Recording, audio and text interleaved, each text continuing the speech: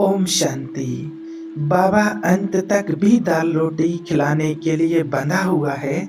बाबा ने ये बात कई बार मुरलियों में बोली है। कहा हुआ है बाबा ने, कौन से बच्चों के लिए बाबा अंत तक भोजन देने के लिए, दाल रोटी खिलाने के लिए बंधा हुआ है।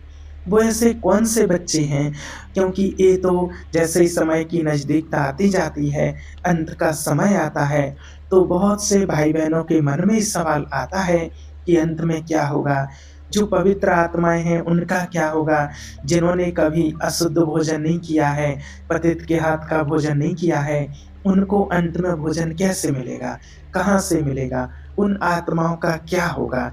ऐसे बहुत सारे भाई-बहनों के मन में ये सवाल आते हैं कि अभी तो समय है, सब कुछ है, तो अभी तो भोजन मिल जाता है, लेकिन लास्ट टाइम पर उन आत्माओं का क्या होगा? तो शिव बाबा ने, भगवान वात्सल्य परमात्मा ने कहा हुआ है कि अंत तक भी बाबा दाल रोटी खिलाने के लिए बंधा हुआ है। तो बाबा ने जब ये शब्द बोले, मुरली में बोला, मुरली में तो कई बार बोला, आप लोगों ने भी सुना हुआ है कि बाबा अंत तक बंधा हुआ है।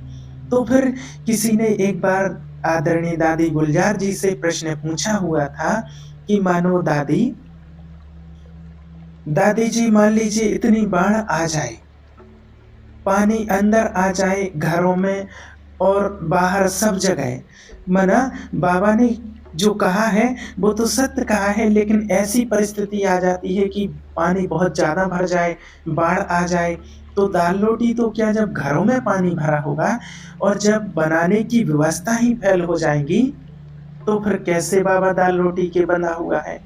कैसे बंधा हुआ है, कैसे खिलाएगा? तो फिर दादी ने बहुत अच्छी बात कही थी। आप लोग नोट कर लेना, इस बात को, पॉइंट को नोट कर लेना, बहुत अच्छे से इसको लिख कर के रख लेना। दादी ने बहुत अच्छी बात कही थी कि बच्चे, ऐसे समय पर बच्चों की बुद्धि की लाइन क्लियर होनी चाहिए। क्योंकि अगर बुद्धि की लाइन क्लियर होगी, तो बाबा आपकी रस्सी खींच लेगा और बतन में बाबा आपको सूबी रस पिलाएगा।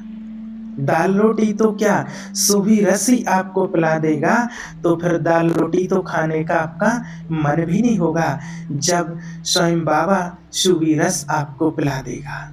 जैसे शुरू-शुरू में साकार में जब दादियाँ बतन में जाती थी ना, और जब सूबी रस पी करके आती थीं, ऊपर से बाबा सूबी रस पिलाते थे, और फिर जब वो नीचे आती थीं, और नीचे जब आती थीं तो उनको कुछ खिलाने के लिए, कुछ खाने के लिए कुछ दिया जाता था। बोलते थे कि दादी जी ये खा लो, वो खा लो, या ये पी लो, ये जूस पी लो।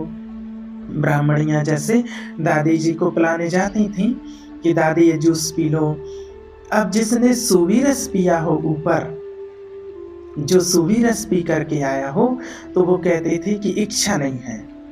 माना इतना भरपूर हो गए थे, इतना भरपूर होकर के आए थे कि ये पीने की इच्छा ही नहीं रहती है फिर उसके बाद। तो बाबा ने कहा ऐसे ही अंतिम समय दाल रोटी तो क्या, ऊपर सूबी रस पिला करके भरपूर कर देगा, जो नीचे आने के बाद दाल रोटी खाने की भी इच्छा नहीं होगी, और इस तरह से बाबा चलाएगा।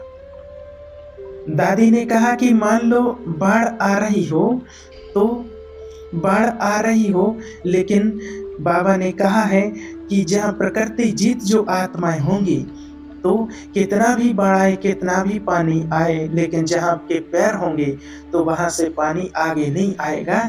ऐसी प्रकृति जीत आत्माएं होंगी, और आप आत्माएं खुद दाल रोटी बना करके खाएंगी।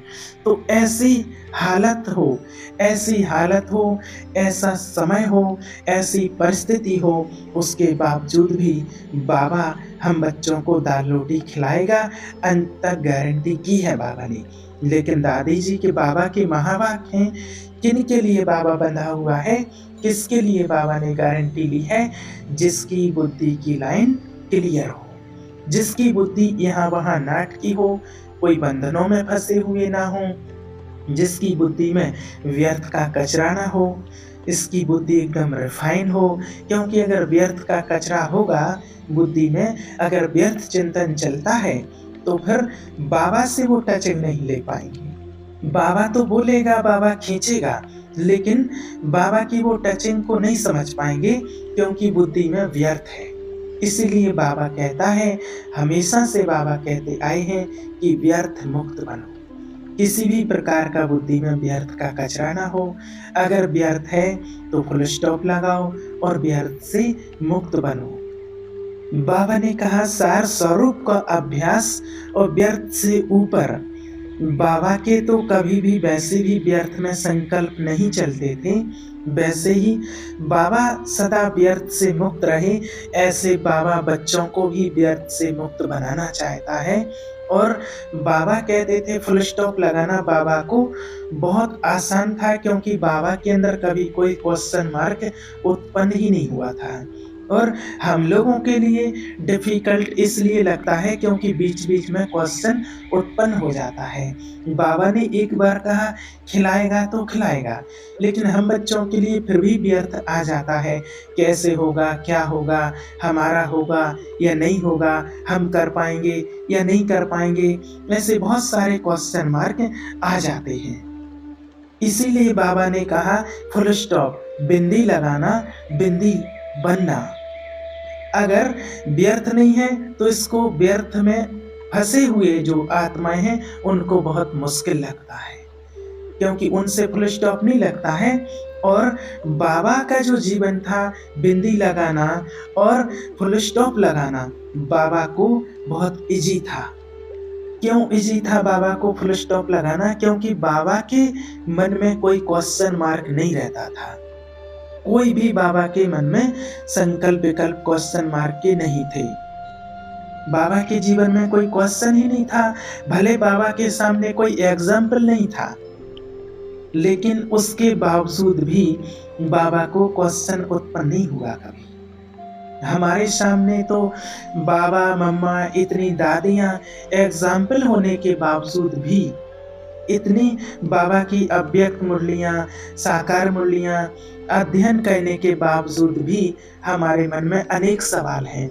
बाबा ने बोला कितनी बारी कि कैसे कैसा क्या होगा, कैसे बाबा बच्चों की गारंटी करेगा, उसके बावजूद भी क्वेश्चन मार्क है। और इसीलिए इन सवालों में, इन टेढ़े रास्तों पर जब जाते हैं तो बिंदी लगेगी कहां से पर।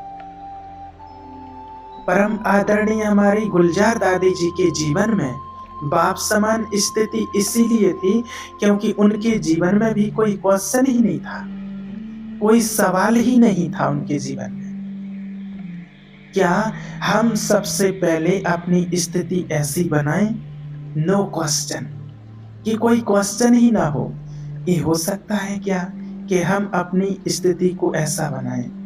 जिस दिन हमारे मन में कोई सवाल नहीं, उस दिन हमारी बिंदु रूप स्थिति सहज बन जाएगी, और जो बाबा ने कहा उसी के ऊपर चिंतन चलेगा, फुल स्टॉप लग जाएगा। इसलिए बाबा ने कई बार इशारा दिया कि बच्चे, आदि का पार्ट सो अंत का पार्ट, कि आदि के पहले दिन का पार्ट भी आत्मा था, वो लास्ट का पार्ट भी बाबा ने कहा आत्मा का ही है। अंतिम समय में जो अंतिम पेपर होगा वो 1 सेकंड का होगा, और उसके लिए 1 मिनट के लिए तो 1 सेकंड के लिए तो बीज रूप स्थिति, बिंदी स्थिति ही चाहिए 1 सेकंड के लिए। इसलिए हमें अपनी अवस्था को बहुत अच्छा बनाना है, एक रस स्थिति बनानी है। अगर जब बिंदु रूप स्थिति होगी, फुल स्टॉप लगाना आता होगा, व्यर्थ से मुक्त बनेंगे, तो हमारी अवस्था एक रस होगी, बुद्धि की लाइन क्लियर होगी। और जब बुद्धि की लाइन क्लियर होगी तो बाबा अंत समय तक हमारा साथ देगा। बाबा कभी भूखे नहीं मरने देगा, लास्ट समय तक भी दाल रोटी खिलाएगा। और जिनकी बुद्धि की लाइन क्लियर नहीं होगी, जो व्यर्थ में फंसे होंगे, अभी भी फंसे हैं और फंसे रहेंगे, वो व्यर्थ सोच के चिंतन करके ही उनको भूखे मरना पड़ेगा। ऐसी आत्माओं के लिए बाबा ने कहा है कि उनका अंत का समय बहुत दर्दनाक होगा। इसलिए हमें एक रस बीज रूप स्थिति, एक रस अवस्था बनाने का, एक रस स्थिति बनाने का, बुद्धि की लाइन क्लियर करने का ही पुरुषार्थ फुल स्टॉप लगा करके करना है। ओम शांति।